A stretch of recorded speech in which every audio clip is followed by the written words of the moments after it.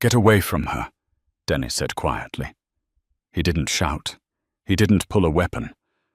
But the chilling, absolute authority in his gravelly voice acted like liquid nitrogen in the grand ballroom of the Pierre Hotel. 100 of New York's most dangerous elites froze instantly.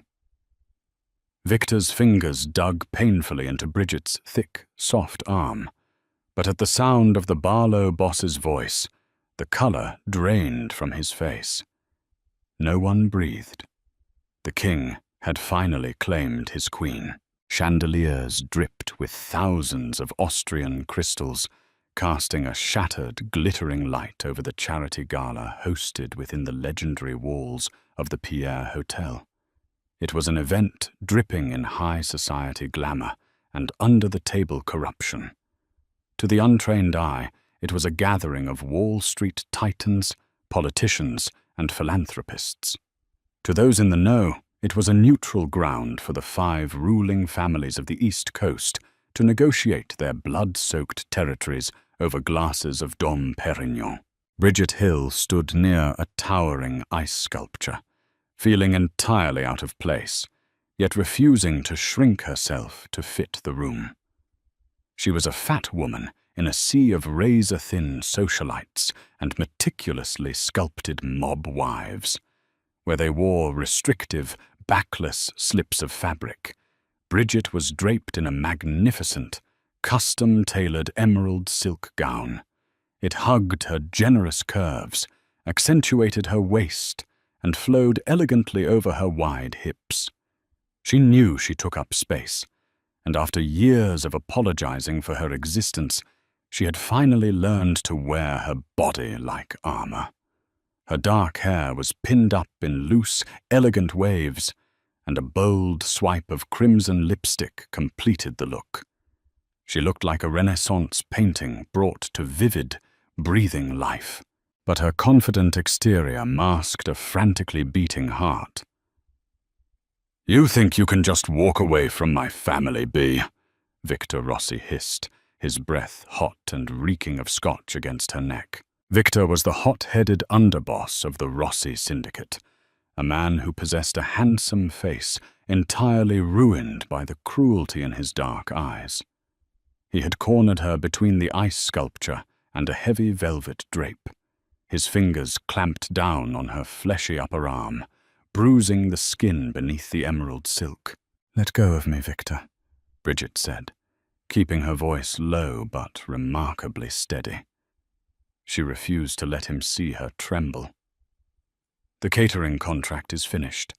My obligations to you are done."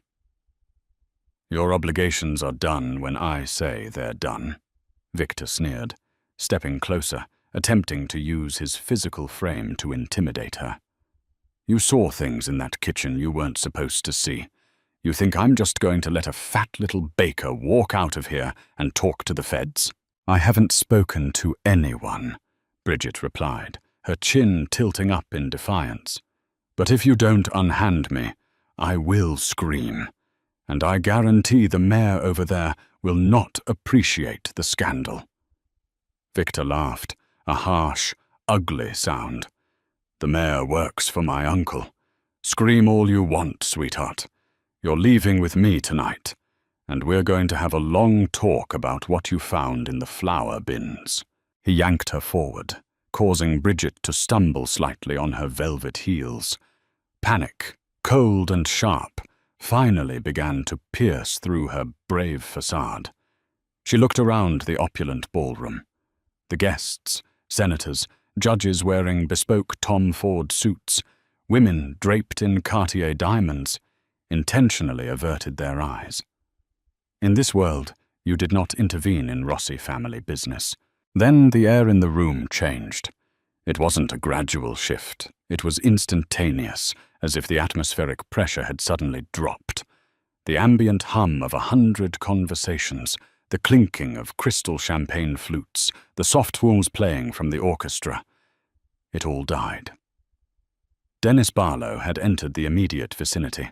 He was a mountain of a man, clad in a perfectly tailored charcoal Brioni suit that did nothing to hide the lethal, coiled muscle beneath.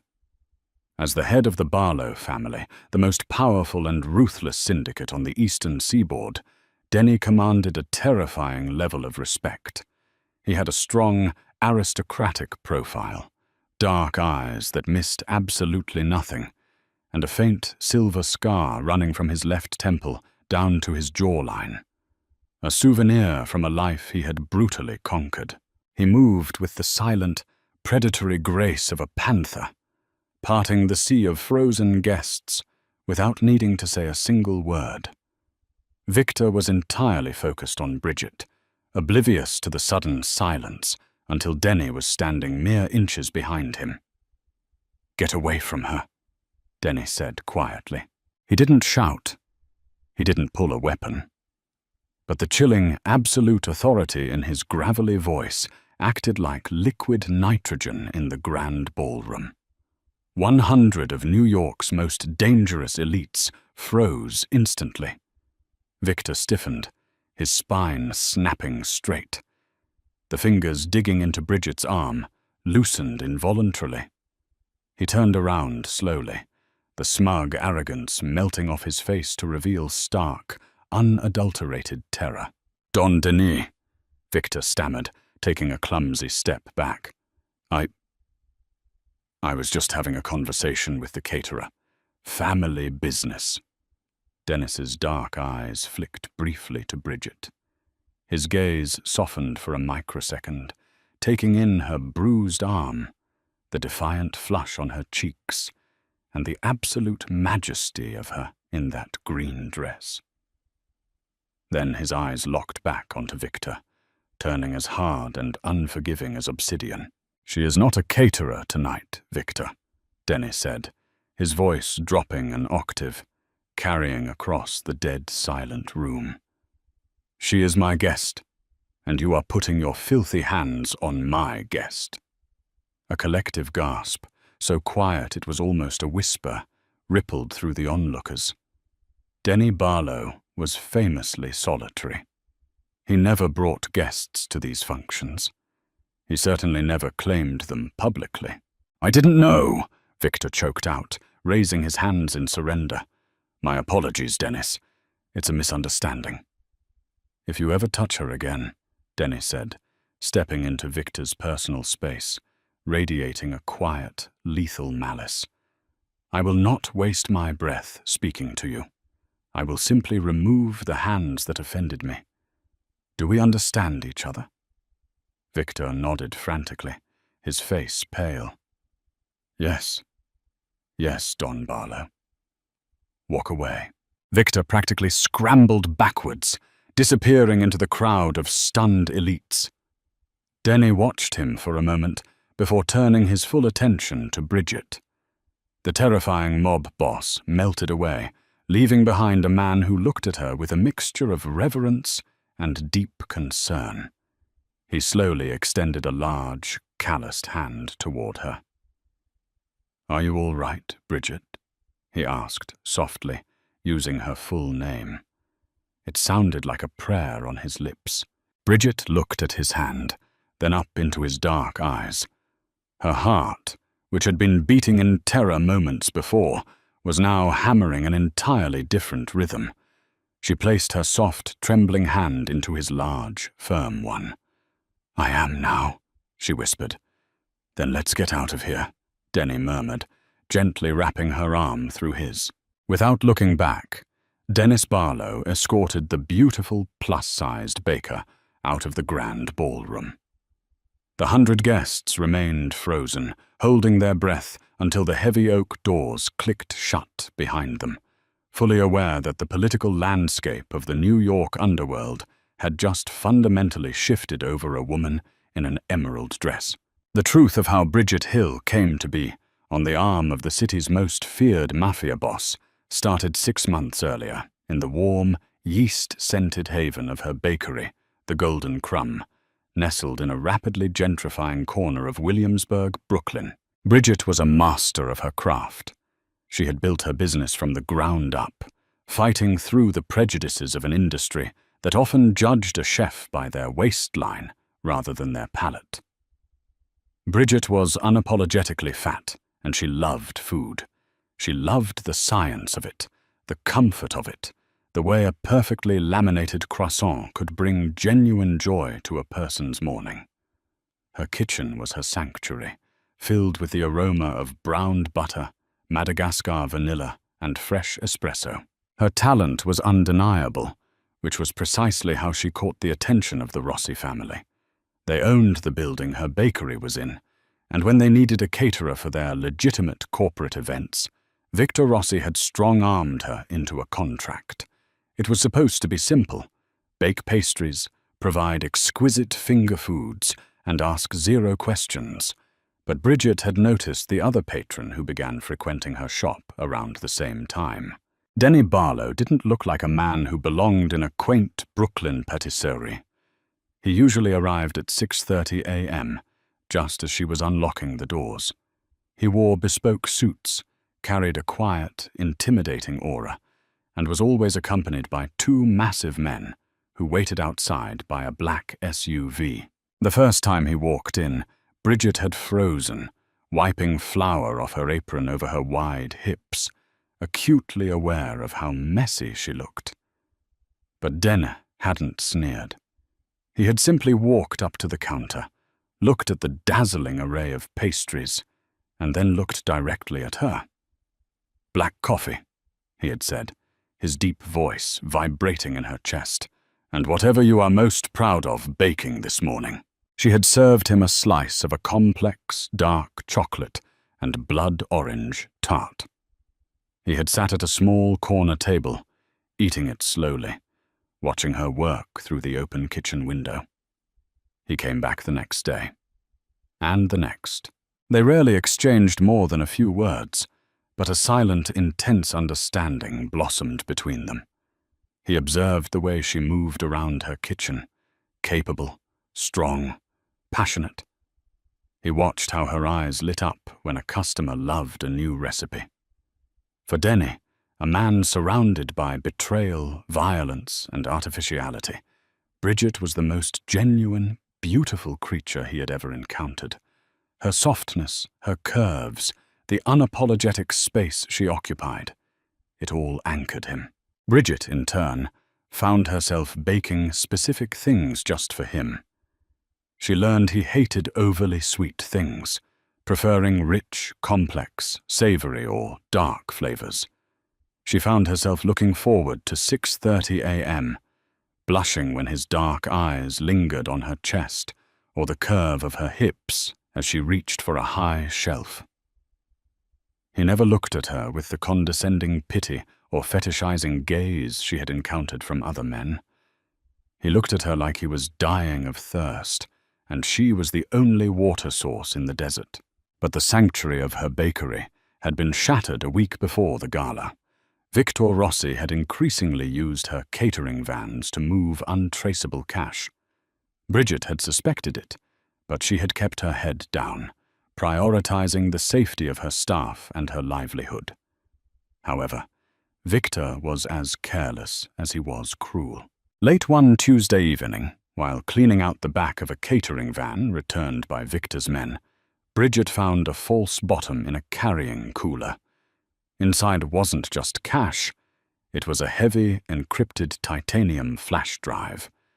Curiosity and a desperate need to know how much danger she was in drove her to plug it into an old offline laptop at her apartment. She was no hacker, but Victor had stupidly taped the decryption password to the back of the drive itself, a testament to his arrogance. When the files opened, Bridget felt the blood drain from her face. It wasn't just money laundering ledgers. It was a detailed list of judges, politicians, and police commissioners on the Rossi payroll, complete with offshore account routing numbers. Even worse, it contained blueprints and shipment schedules for the Barlow family's shipping ports in New Jersey. Victor was planning a massive, coordinated strike against Dennis's territory, hoping to cripple the rival family and take the throne for himself. Victor realized his mistake the next morning. He had stormed into her bakery, demanding the drive. Bridget, terrified but thinking quickly on her feet, had played the role of the oblivious, clumsy baker. She claimed the coolers had been washed and bleached, and she had seen nothing. Victor hadn't believed her, but he couldn't prove it. Since then, he had been stalking her, threatening her, waiting for her to slip up. He had forced her to attend the gala at the Pierre, threatening to burn the golden crumb to the ground with her staff inside if she didn't show up. It was a power play, a way to keep her under his thumb until he figured out what she knew. What Victor didn't know was that Bridget had not destroyed the drive, and she had not told the police. The police were on the Rossi payroll. She knew there was only one man in New York powerful enough to protect her, and ironically, it was the man who drank black coffee in her shop every morning. She just hadn't known how to give it to him without signing her own death warrant, until Denis stepped out of the shadows at the gala and claimed her as his own. The air outside the Pierre Hotel was thick with a humid, unseasonable autumn rain. The moment Denis and Bridget stepped past the gold-plated revolving doors, a fleet of black SUVs aggressively blocked the street, ignoring the angry honks of Fifth Avenue traffic. A massive man with a broken nose, Carmine, Dennis's right hand, held open the heavy door of a customized armored Mercedes Maybach. Denis guided Bridget inside, sliding in right beside her. The door slammed shut with a heavy, vacuum-sealed thud, instantly cutting off the noise of the city and the driving rain. The interior of the Maybach was a cavern of cream-colored leather and polished walnut. It smelled of rich upholstery and Denise's subtle cedarwood cologne. Bridget sank into the plush seat, the adrenaline that had been keeping her upright suddenly crashing. She began to shake. It started in her hands and quickly overtook her whole body. She wrapped her arms around her waist, squeezing her eyes shut, trying to control her ragged breathing. Denis moved closer, closing the distance between them. He didn't offer empty platitudes. Instead, he took off his suit jacket and draped it over her trembling shoulders. The jacket was massive on her, heavy and warm, carrying his scent. "Breathe, Bridget," he said, his voice a low, soothing rumble in the quiet cabin. "You are safe. I swear on my life, Victor Rossi will never come within 100 yards of you again." She opened her eyes, looking at him. The streetlights from the city flashed through the tinted, bulletproof glass, illuminating the harsh lines of his face and the soft concern in his eyes. "Why did you do that?" she whispered, her voice cracking. "You just started a war in front of the entire city." Denis leaned back slightly, his eyes tracing the line of her jaw, the soft curve of her neck, down to the swell of her cleavage pushed up by the emerald gown. A war with the Rossis was inevitable. Victor is an ambitious, rabid dog, but I will admit, accelerating the timeline was not on my agenda for tonight. Then why? Denis reached out, his knuckles gently grazing the bruised skin on her arm, where Victor had grabbed her. His jaw clenched tight enough to snap bone. "Because he touched what is mine," he stated simply, as if stating a universal law of physics. Bridget's breath hitched. I'm not yours. I'm just a baker." A ghost of a smile touched Dennis's lips. "You haven't been just a baker to me since the first morning I walked into your shop, and you handed me a pastry with flour on your nose. But we can argue about semantics later. Right now, we need to get you out of the city." He pressed a button on the intercom. "Carmine, the Catskills safe house. Do not take the main highways." "Yes, boss," the driver's voice crackled back. The Maybach surged forward, slicing through the rainy New York night. As they drove in silence, The bright lights of Manhattan slowly gave way to the darker, winding roads of upstate New York. The tension in the car was palpable, heavy with unspoken questions and a crackling, undeniable chemistry. Bridget was hyper-aware of his thigh resting inches from hers, the heat radiating from his large frame. After 2 hours of driving through twisting, forested mountain roads, the Maybach approached massive wrought-iron gates hidden entirely from the main road by thick pines. The gates swung open automatically, revealing a stunning, modern fortress of glass, steel, and dark stone built into the side of the mountain. It was brutalist, beautiful, and completely impenetrable. Once inside the massive garage, Denny helped her out of the car. He kept a protective hand on the small of her back as he guided her up a private elevator and into the main living space. The room was expansive, featuring floor-to-ceiling windows overlooking a dark valley, and a massive stone fireplace that was already roaring with a warm fire. "Carmine will secure the perimeter," Denny said, walking over to a crystal decanter on a sidebar. He poured 2 fingers of Macallan 18 and walked back, offering the glass to her. "Drink this. It will help your nerves." Bridget took the glass. Her hands had stopped shaking, replaced by a cold, calculating resolve. She took a sip of the burning liquid, letting it ground her. She looked at Denny, who was watching her with that same quiet intensity he always had in the bakery. "You think I'm a victim in this?" Bridget said suddenly, her voice remarkably clear. Denny paused, a slight frown creasing his brow. "You are a civilian, Bridget. Victor targeted you because he is a coward who preys on vulnerabilities. You were cornered." "I was cornered," she agreed, setting the heavy crystal glass down on a mahogany coffee table. "But I'm not a victim, and I didn't need you to save me just because you think I'm helpless." Denny crossed his arms over his broad chest. "I don't think you are helpless. I think you are the strongest woman I have ever met. But you are out of your depth in my world." "Am I?" Bridget challenged. She reached for her small black velvet evening clutch resting on the sofa. She opened the clasp. Denny watched her, curious but relaxed. Bridget reached into the silk lining of the bag, her fingers finding a tiny, hidden zipper she had sewn in herself. She unzipped it and pulled out a small metallic object. She held it up between her thumb and forefinger.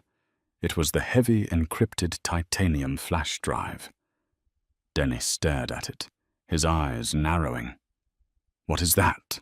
"Victor has been using my catering vans to move cash," Bridget said, her voice steady.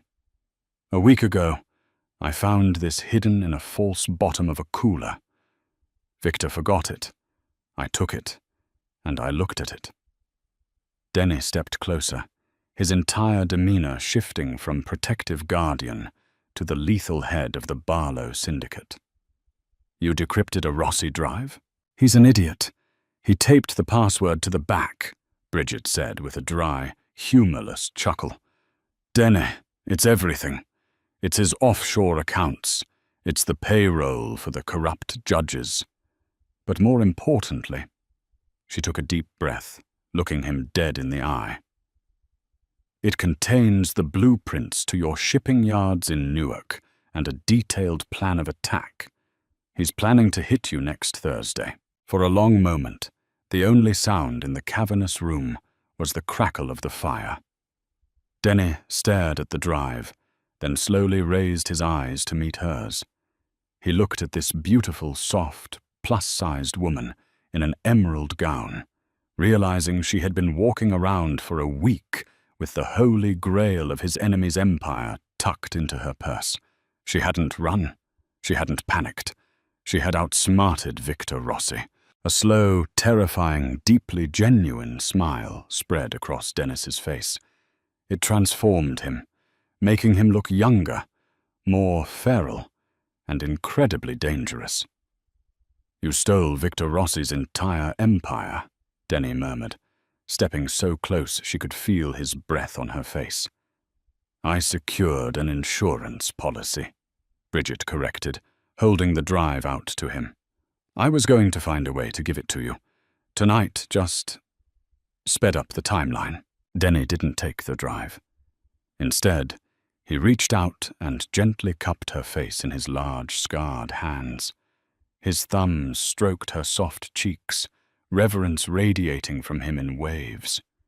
"You are magnificent," he whispered, his voice thick with an emotion that bordered on obsession. "He thought you were just a soft, fat baker he could push around, and you held a knife to his throat without him even knowing it." Bridget's breath caught in her throat. The way he said fat wasn't an insult. It wasn't a fetish. It was just a fact of her, a part of the magnificent whole he was looking at. "Are we going to stop him?" Bridget asked, her heart hammering against her ribs. Denny finally took the flash drive from her fingers, tossing it carelessly onto the table. He didn't care about the drive right now. He pulled her flush against his solid body. "We," Denny said, his lips brushing against hers, sending a jolt of electricity straight down her spine, "are going to destroy him." Morning broke over the Catskills in a wash of pale gold and slate grey, the heavy rain from the night before giving way to a crisp, biting chill. Inside the brutalist mountain fortress, the atmosphere was a stark contrast to the serene wilderness outside. It was a war room. Bridget awoke in the master suite, tangled in sheets of Egyptian cotton that smelled intoxicatingly of cedarwood and Denis. She was wearing one of his spare dress shirts, a crisp white Tom Ford button-down that draped over her wide hips and fell to her mid-thigh. For a long moment, she stared at the sprawling canopy of the pine forest through the floor-to-ceiling windows, wrapping her mind around the reality of her situation. She had stolen from the mob. She had been claimed by a syndicate kingpin, and she was entirely, terrifically calm. She padded barefoot out of the bedroom and navigated the massive glass corridors until she found the kitchen. It was a chef's dream. Industrial wolf ranges, double convection ovens, and yards of pristine black marble countertops. Cooking was Bridget's anchor. Whenever the world spun out of control, she measured flour. She weighed butter. She created order from chaos. By the time Denny and his men emerged from the lower-level security bunker 2 hours later, the stark, masculine safehouse smelled of blooming yeast, caramelized butter, and dark espresso. Denny stopped in the doorway, momentarily paralyzed by the domesticity of the scene. Carmine and Dante, his two most trusted capos, halted right behind him. Bridget was humming softly to herself, her thick, dark hair pulled up into a messy bun. She was pulling a tray of golden, perfectly braided brioche from the oven. The white dress shirt clung to the soft, generous curves of her body, completely transforming the cold, untouchable aura of his fortress into a home. "Good morning," Bridget said, setting the heavy tray down on a cooling rack.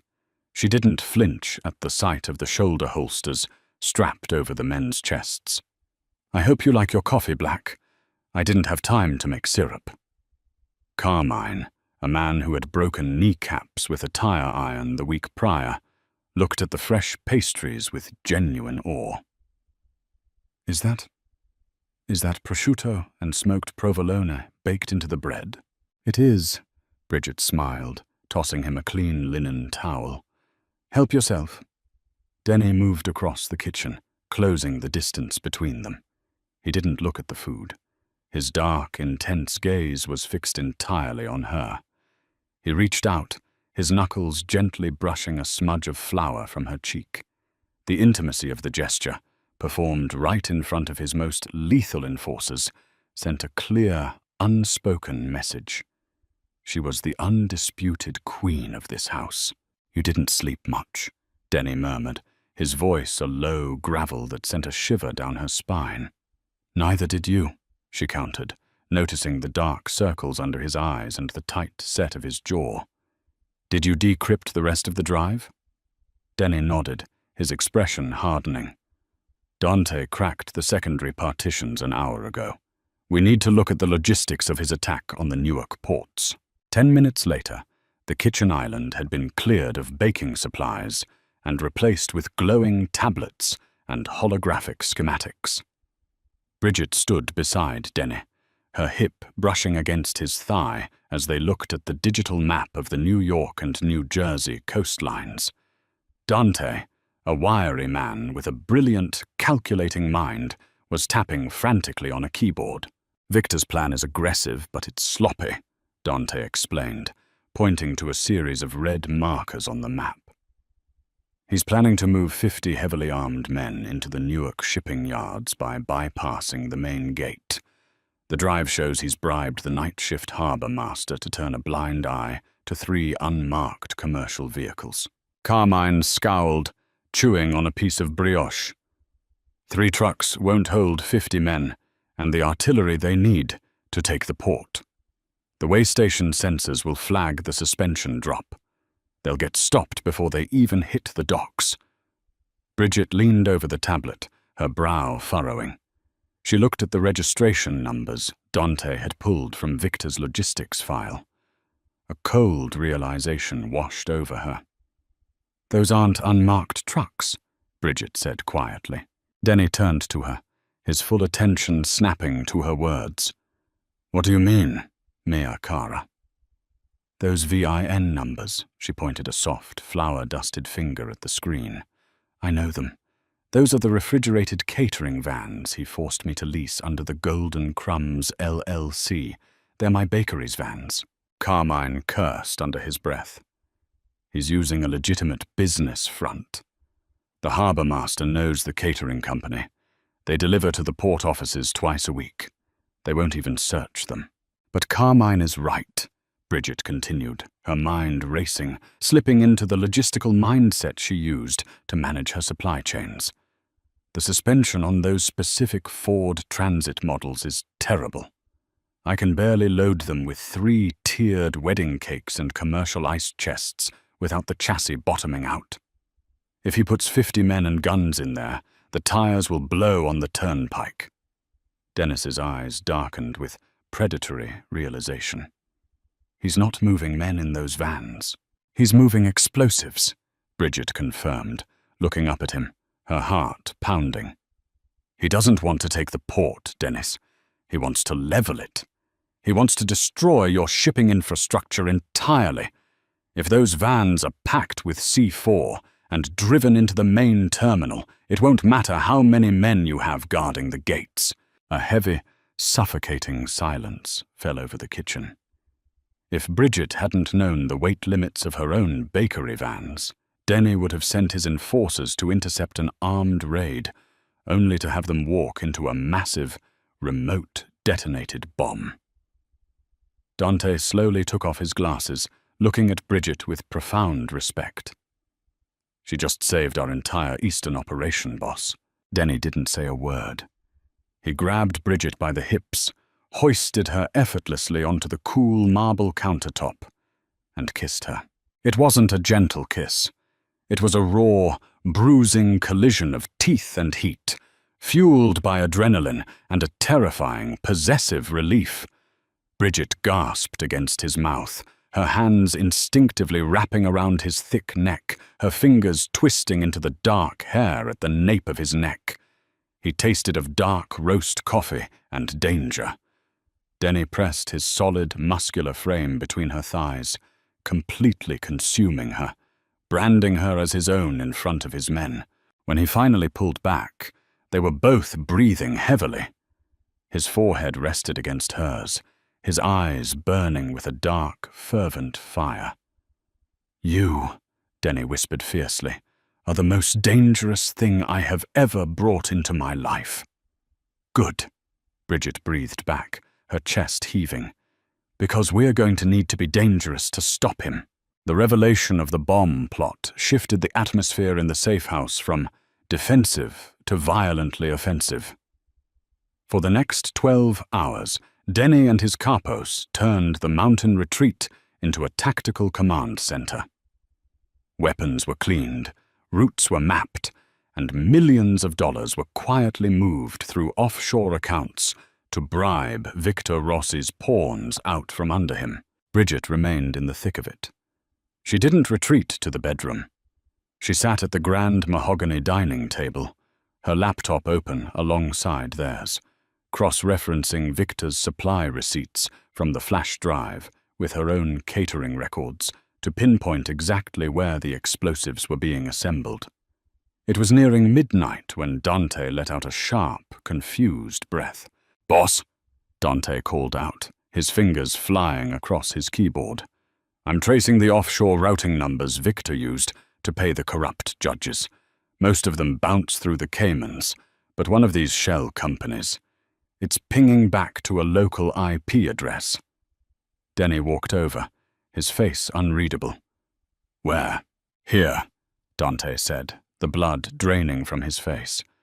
"Not just New York. I mean here. The digital signature on the encrypted payroll account matches a secondary phone pinging off the localized cell tower on this mountain. Someone in our crew has a Rossi payroll account." The air in the room froze. Bridget looked up, her pulse spiking. There were only 20 men guarding the Catskills estate, all hand-picked by Carmine. "Isolate the ping," Denny ordered, his voice dropping to a terrifyingly quiet register. It was the same tone he had used at the gala.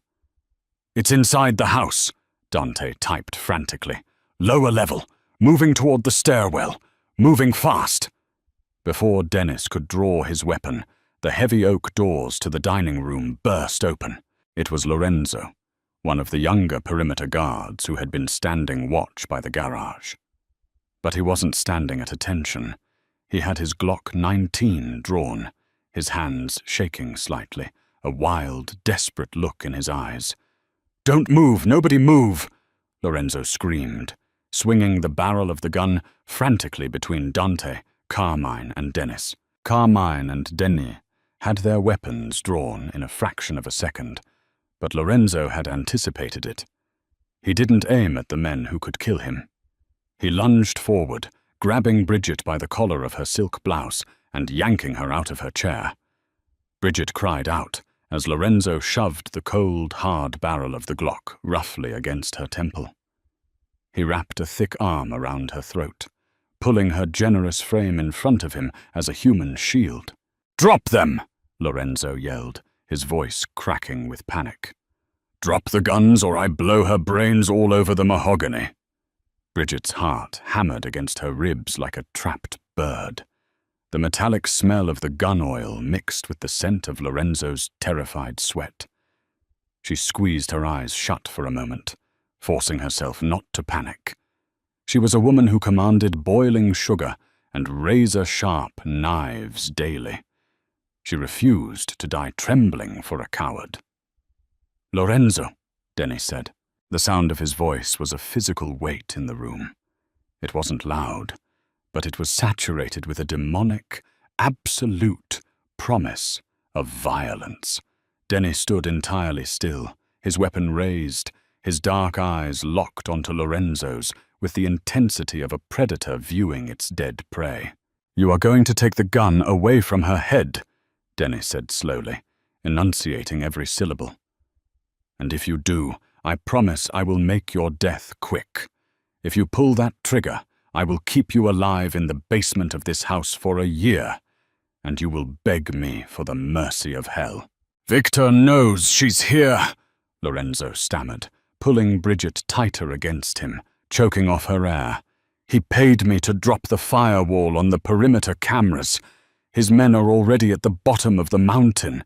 You're dead, Barlow. It's over." Bridget opened her eyes.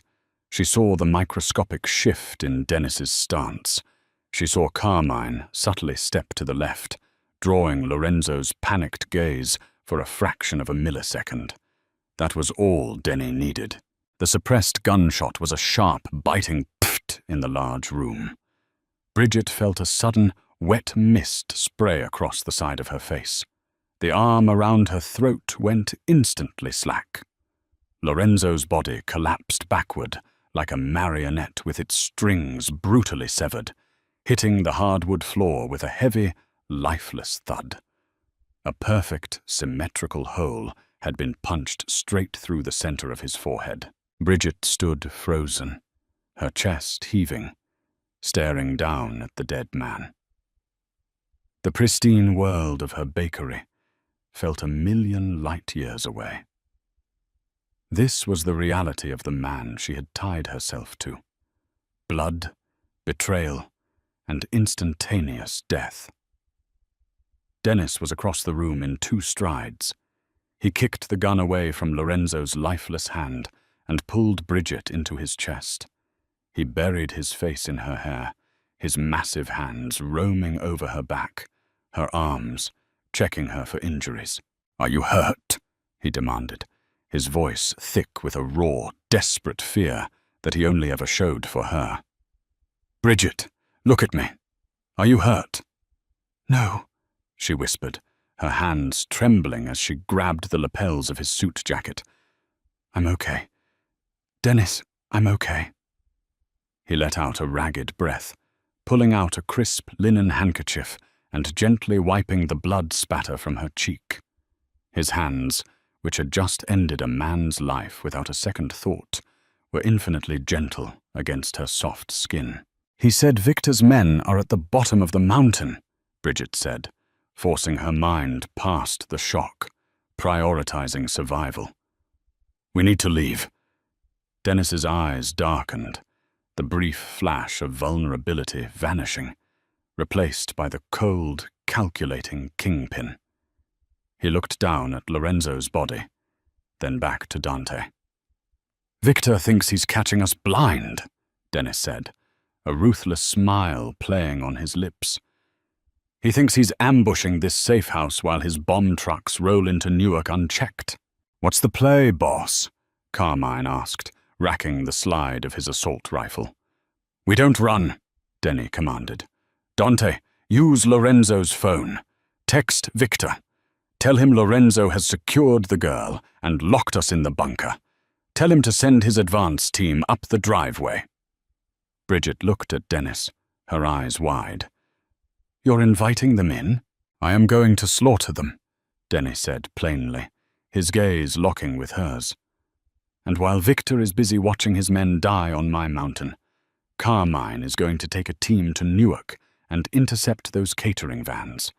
We are going to sever the head of the Rossi family tonight."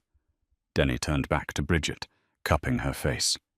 "I need you to go into the subterranean panic room with Dante. It is reinforced steel. Nothing gets through those doors." "No," Bridget said firmly, surprising even herself. Denny frowned. "Bridget, this is not a negotiation. There is going to be a bloodbath in this house." "And Victor is targeting me," Bridget countered, placing her hands flat against Dennis's chest. "If he realizes I'm not up here, he might pull his men back. He wants the flash drive, and he wants to punish me. I am the bait, Denny. Let me be the bait." Dennis stared at the defiant, beautiful, magnificent woman standing before him.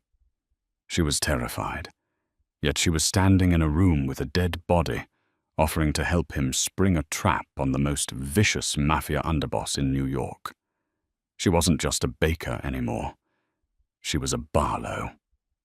"You stay behind the bulletproof glass of the overlooking mezzanine," Denny finally conceded, his voice heavy with pride and anxiety. "If a single piece of glass shatters, you run for the bunker. Understand?" "Understood," Bridget nodded.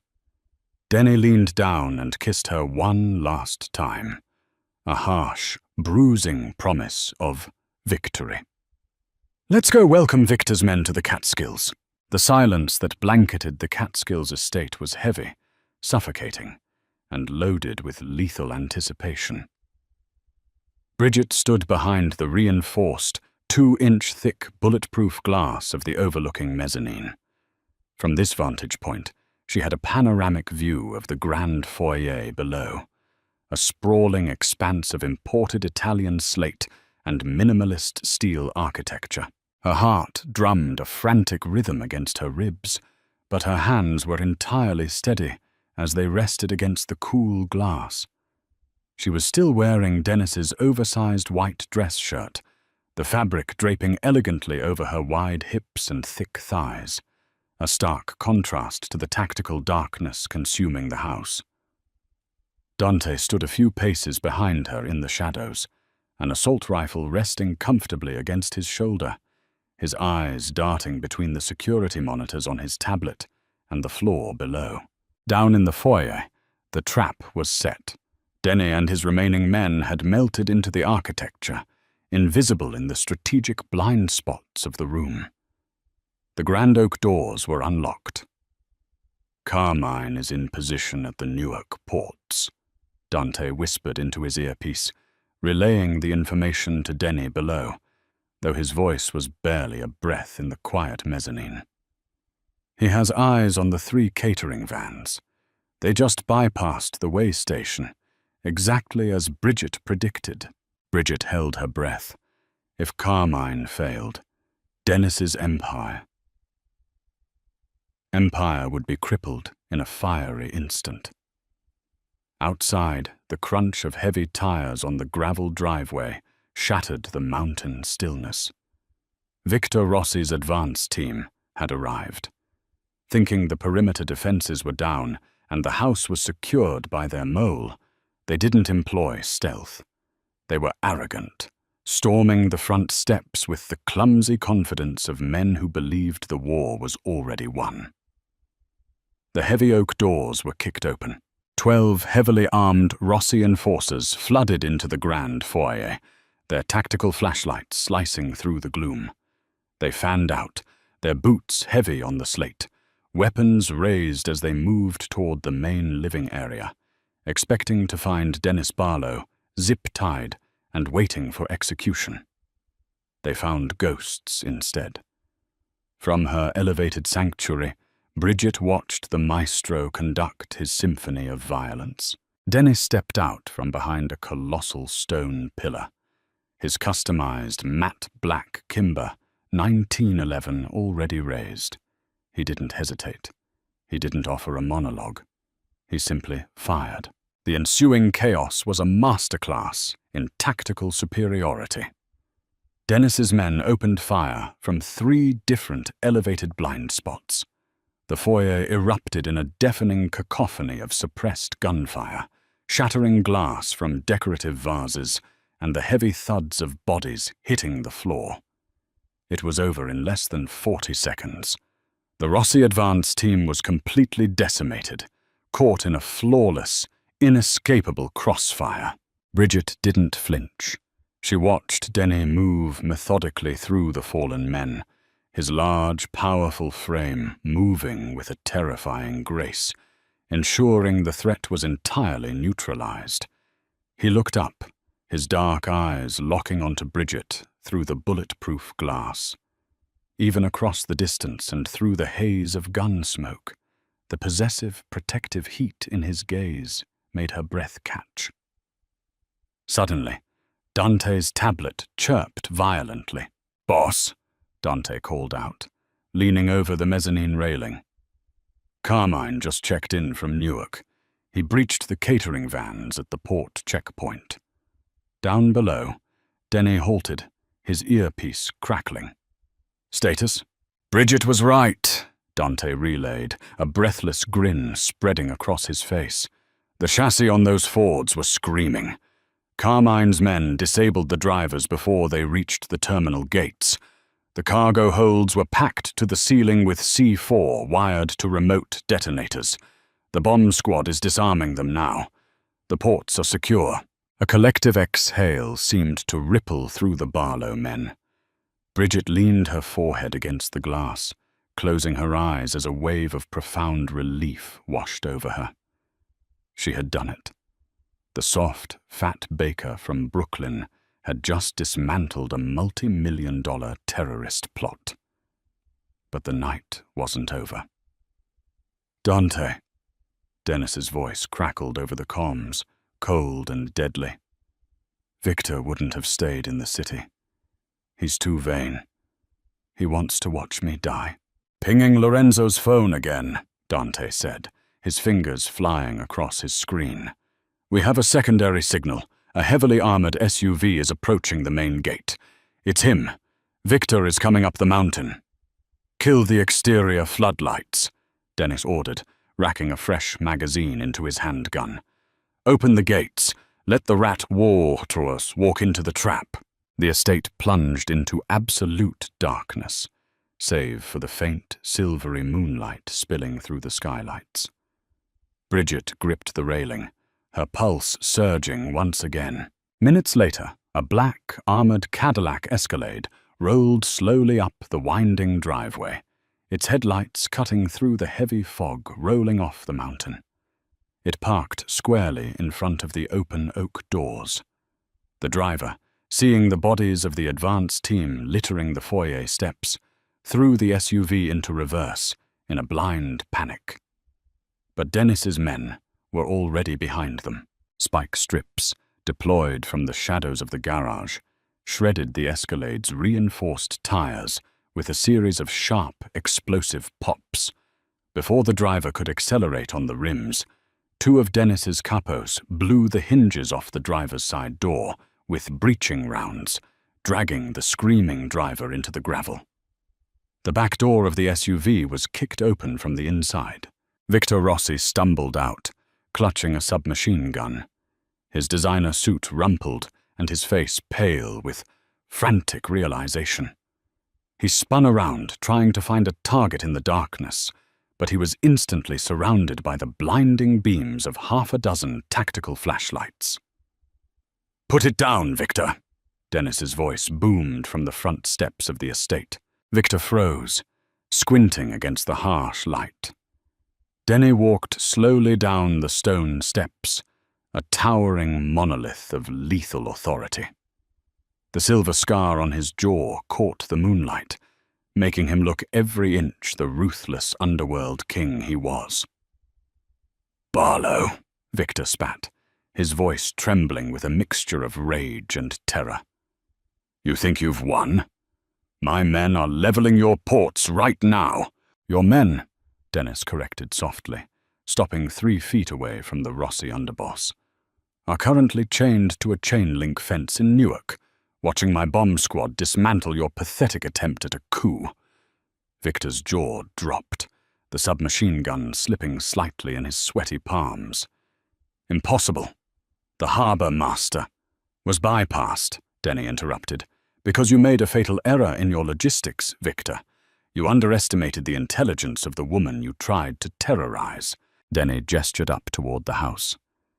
Bridget stepped out from the shadows of the grand foyer, walking slowly down the front steps. She had traded the oversized dress shirt for her emerald silk gown from the night before, her thick, dark hair cascading over her shoulders. She moved with an undeniable, majestic grace, her lush curves cutting a commanding silhouette against the carnage around her. She didn't look like a terrified hostage. She looked like a queen descending from her throne. Victor stared at her, his eyes bulging in disbelief. You told him about the vans?" "I know my business, Victor," Bridget said, her voice clear and carrying over the cool mountain air. "I know how much weight my vans can carry, and I know a coward when I see one." "You fat bitch," Victor snarled, raising the weapon toward her in a desperate, suicidal final play. He didn't even get his finger on the trigger. Denny moved faster than a man his size had any right to. He stepped into Victor's guard, his massive left hand clamping down over the barrel of the submachine gun, forcing it toward the sky. With his right hand, Denny drove the butt of his kimber into Victor's nose with the force of a freight train. Bone shattered with a sickening crunch.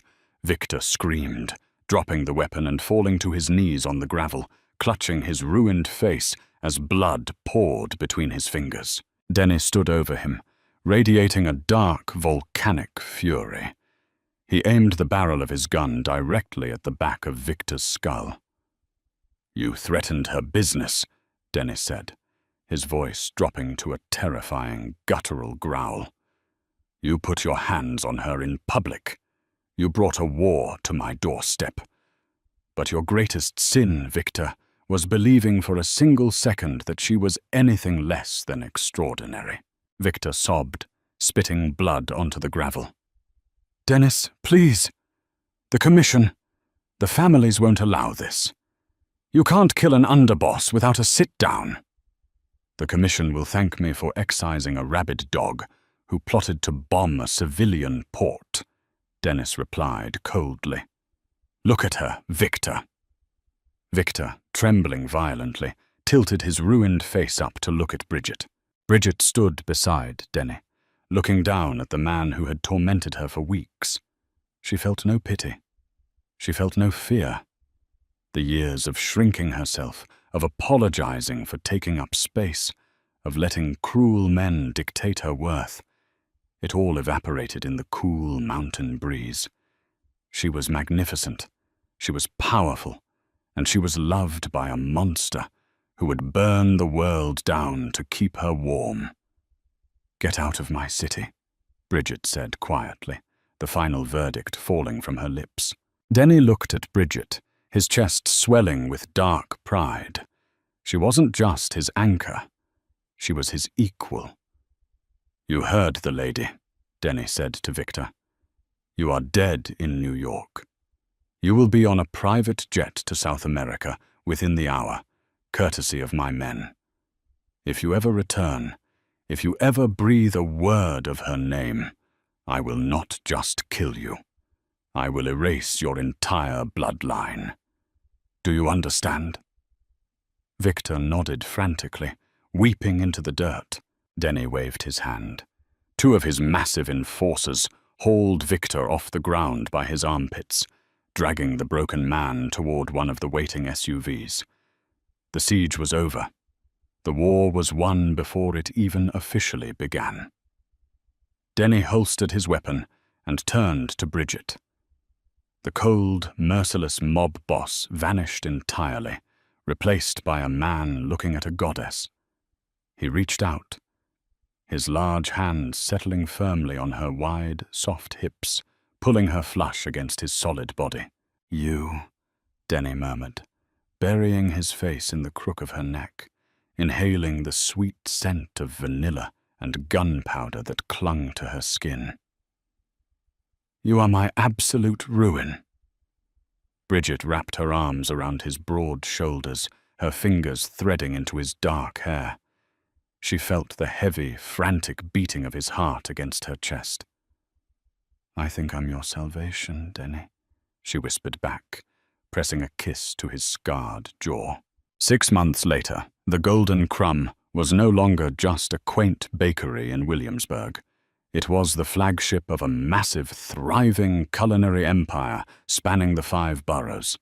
The Rossi family had completely collapsed, their territories quietly absorbed by the Barlow Syndicate, ushering in an era of unprecedented, iron-fisted peace in the New York underworld. And at the center of it all was Bridget. She stood in the massive, state-of-the-art kitchen of her new Manhattan headquarters, humming happily as she pulled a tray of dark chocolate and blood-orange tarts from the commercial oven. She wore a custom-tailored chef's coat that hugged her generous curves perfectly, a diamond the size of a small boulder flashing on her left ring finger. The heavy kitchen doors swung open, and the ambient noise of the bustling bakery went instantly dead silent. Dennis Barlow walked in, wearing a bespoke charcoal suit, moving with that same quiet, predatory grace. His men waited outside. He didn't care about the flour on the counters or the heat of the ovens. He walked straight up to his wife, pulling her into a deep, possessive kiss that left her breathless and flushed. "Black coffee?" Bridget asked, smiling up at the most dangerous man in the city.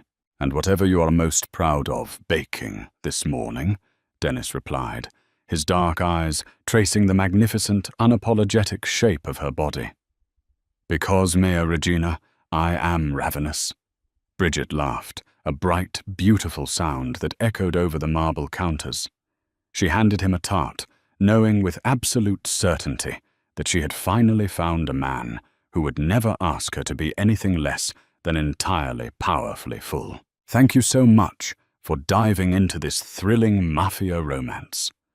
If you enjoyed the tension, the twists, and watching our magnificent, brilliant baker completely outsmart the underworld to claim her throne, please like this video and share it with your fellow romance and drama lovers.